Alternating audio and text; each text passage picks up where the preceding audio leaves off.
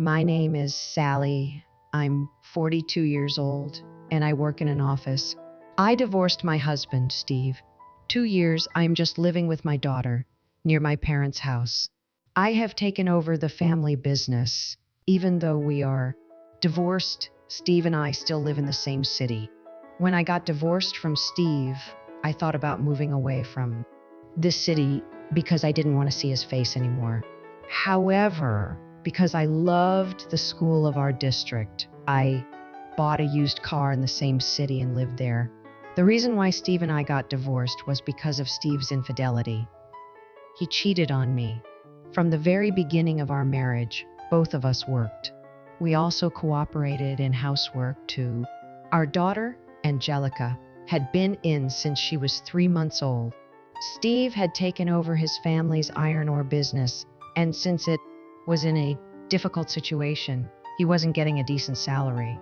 Steve and I went to negotiate with Robin, my in-laws, who were serving as our severance representative.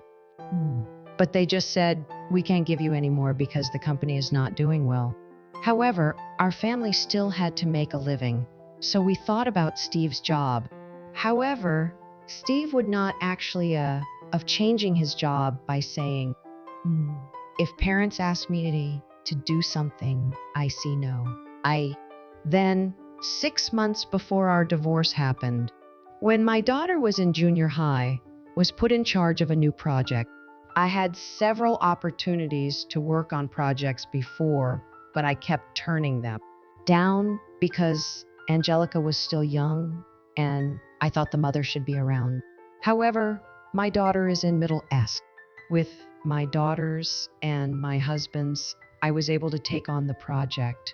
This inevitably meant that I was able to do family chores as much as before. There were days at work when I had to stay late and wasn't able to come back the next day. In the middle of all this, my daughter helped me with household chores and did the cooking. Steve was cooperative at first. He took advantage of my lack of attention to stop doing more and more of the chores, let alone taking out the garbage. I was unaware of this and just working hard every day.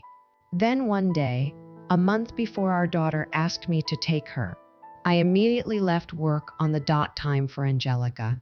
Then my husband was not there. Even was time for him to come home. I asked my daughter, is your father today? She replied, always. He always comes home just in time to get home. I was stunned. My husband tells me that he eats dinner with our daughter every day. Since I always came home after 10:06, I relied on Steve to take care of Angie. Then my daughter started talking, having kept it all in for a very long time. She informed me that my husband come home after 9:00 p.m. Dinner had always been prepared by, and not Steve.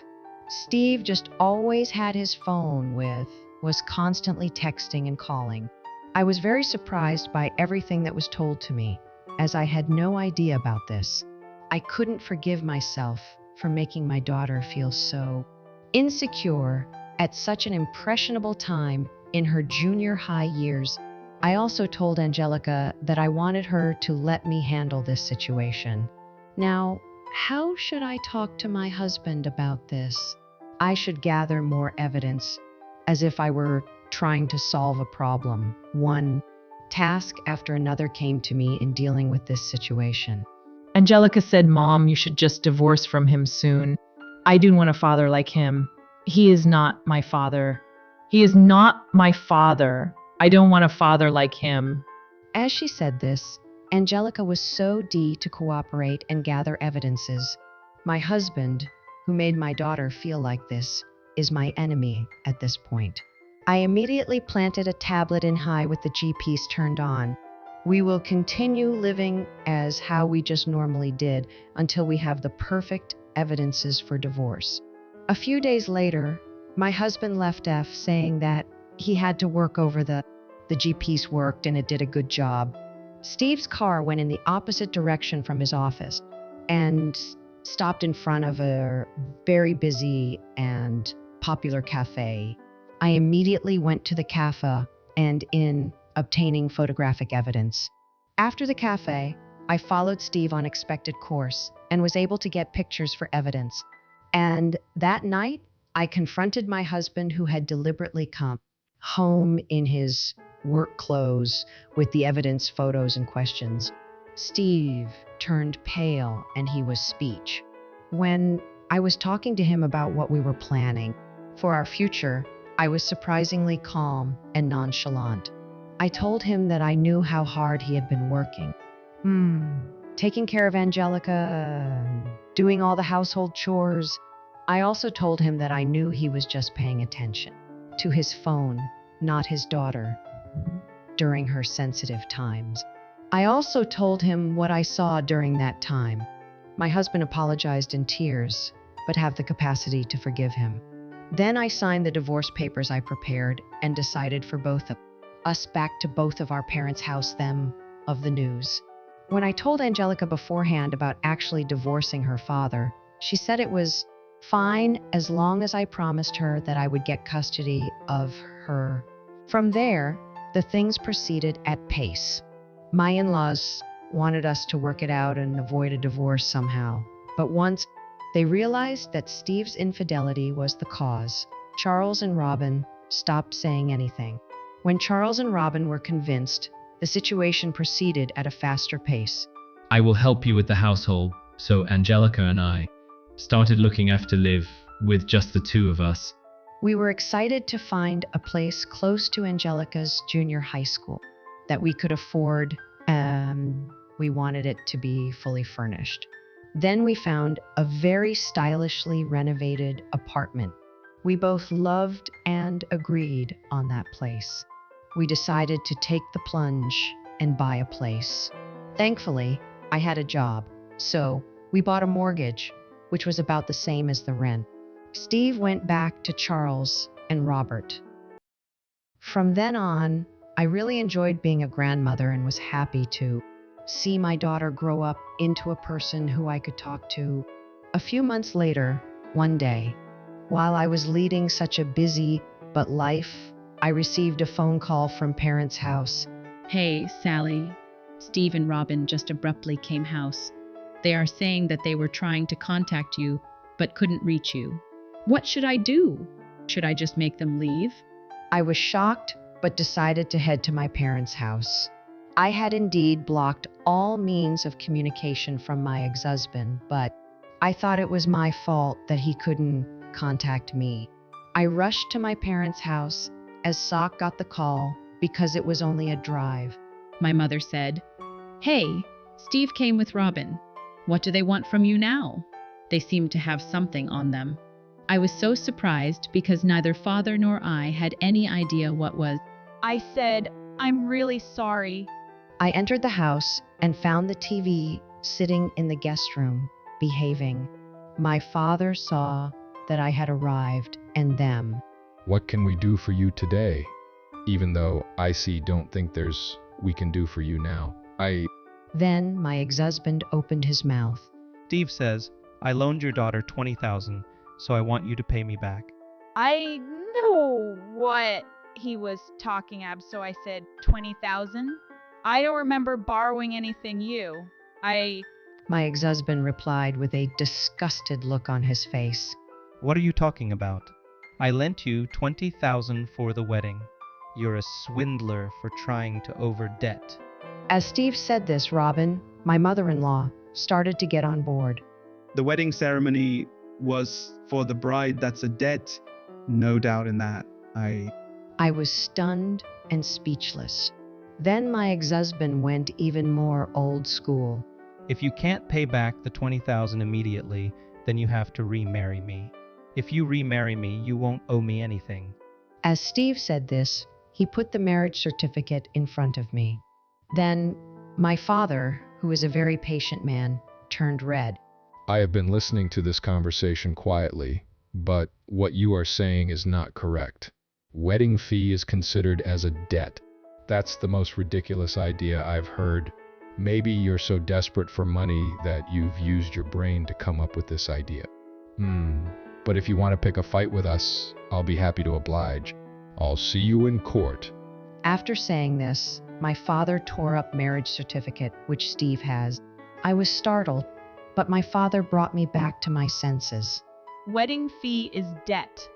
Then I'll have to charge you, Steve, for all the years of our married life, because you couldn't even make enough money to support yourself or Angelica and me on a salary.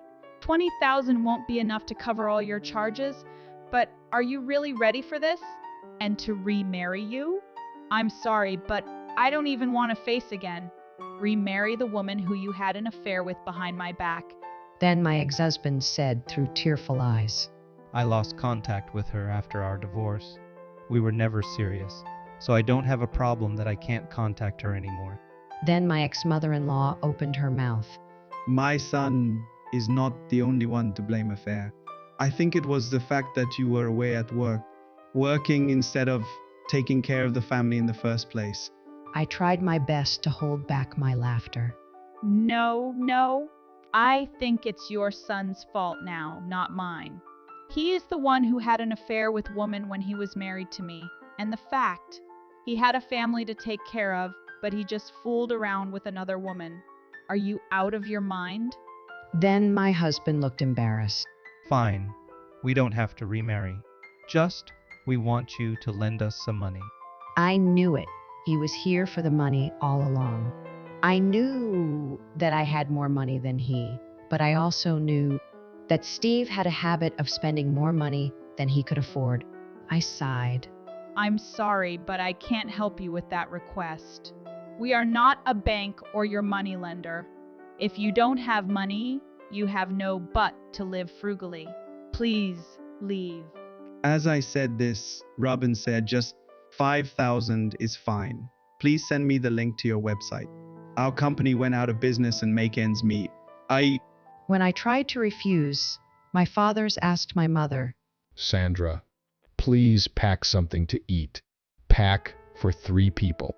My mother willingly started to prepare. My father spoke. That's all we can do. We have taught our daughter to help need, but we didn't teach our daughter to, she is told to do, but just to be a support. Please take home these home-cooked meals my wife made today, which I am so proud of, and don't ever get involved with my ever again. And with that, he opened the door and urged them to leave. Steve and Robin just took the supper that she had prepared for them, leaving her to hurry off. After seeing them off, my parents and I looked at each other. I started to laugh and said, What? I couldn't believe what had just happened now. I thought I was in some kind of dream show. My father replied, it's probably more spectacular than a bad drama on it. Anyway, that's my girl. You've gotten so strong. My mother said, You really have grown strong. I was so surprised, and I was very proud of what I saw. What should I do now that I've packed dishes for dinner for them? She asked laughingly. To that, I replied, I'll bring Angelina. We can all go out for dinner. I've caused you so much trouble, so at least buy you 2 dinner. I don't want to owe you anything. When I said this, my parents were happy with the idea. Of course, we talked about what had over dinner. Later, I heard that my ex-husband's business had gone bankrupt. Steve, who only had a work experience there, started working elsewhere after. His absenteeism was so noticeable that he soon got fired from the new job. The place where Steve's parents used to live had become a vacant lot before it. And as for me, I am as busy as ever. My daughter, Angelica, is growing up obediently and has not yet entered the rebellious phase. I hope that one day Angelica will wonderful man who is nothing like he.